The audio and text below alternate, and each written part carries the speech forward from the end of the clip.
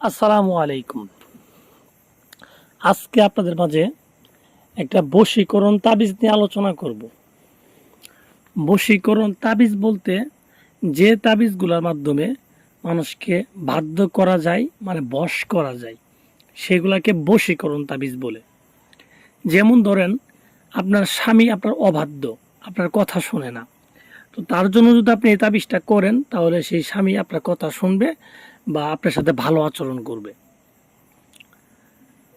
তা এটাকেই বলে বশীকরণ তাবিজ। এটা বিভিন্ন ক্ষেত্রে করা যায়।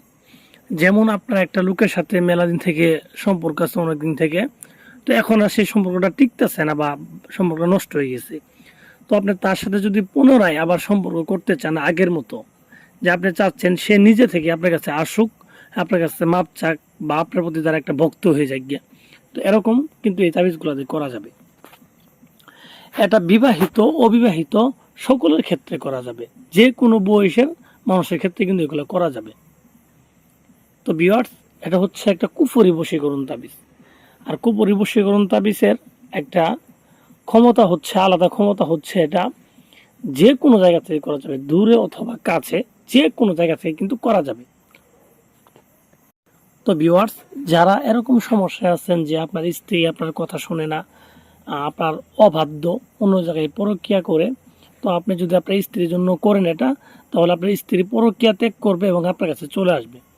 সে যদি আপনার সাথে রাগারাগি করে যদি দূরেও চলে যায়, তার যদি করেন আপনি, তাহলে সে দূর থেকে ফিরে আসবে।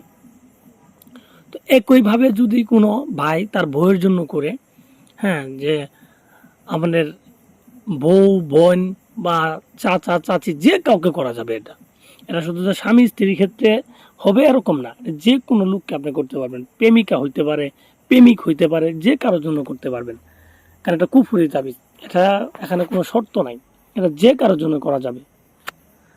তো ভিউয়ার্স, যারা করতে চান এবং এরকম সমস্যার জন্য অনেকেই বিভিন্ন কবিরাজের কাছেও গেছেন বা অনেক তান্ত্রিকের কাছে গেছেন, কিন্তু তারা কাজ করে দিতে পারে নাই, আপনার কাছ থেকে বিভিন্নভাবে টাকা পয়সা নিচ্ছে, বলে শরীর বন্ধ, হেই বন্ধ, বিভিন্ন সমস্যা বলে আর কি।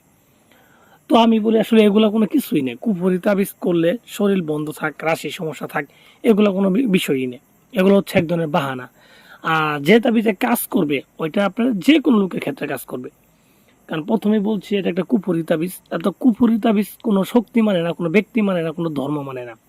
যে কোনো ব্যক্তির জন্য করতে পারবেন, যে কোনো ধর্মের লোকের জন্য করতে পারবেন, কোনো সমস্যা নেই। তো সমস্যা হচ্ছে আপনাকে সঠিকভাবে করতে হবে। সঠিকভাবে না করতে পারলে কিন্তু হবে না। তো ভিউয়ার্স, আমি আসলে কথা বাড়াতে চাই না। যারা স্ক্রিনে দেখা তাবিজটা করতে চান, হ্যাঁ, তারা কিভাবে করবেন আমি আপনাদের বিস্তারিত বলে দিতেছি। আপনারা মনোযোগ সহকারে আমার কথাগুলো শুনেন, আর আমি যেইভাবে বলবো আপনারা কিন্তু ওইভাবেই করবেন, তাহলে দেখবেন আপনাদের কাজ হবে।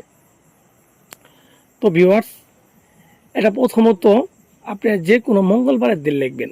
মঙ্গলবারের দিন সন্ধ্যার পরে, মাগরিবের পরে একটা কবরস্থানে গিয়ে কবরস্থানের এক কোনায় বসবেন। ঠিক আছে, দক্ষিণ দিকের কোনায় বসবেন।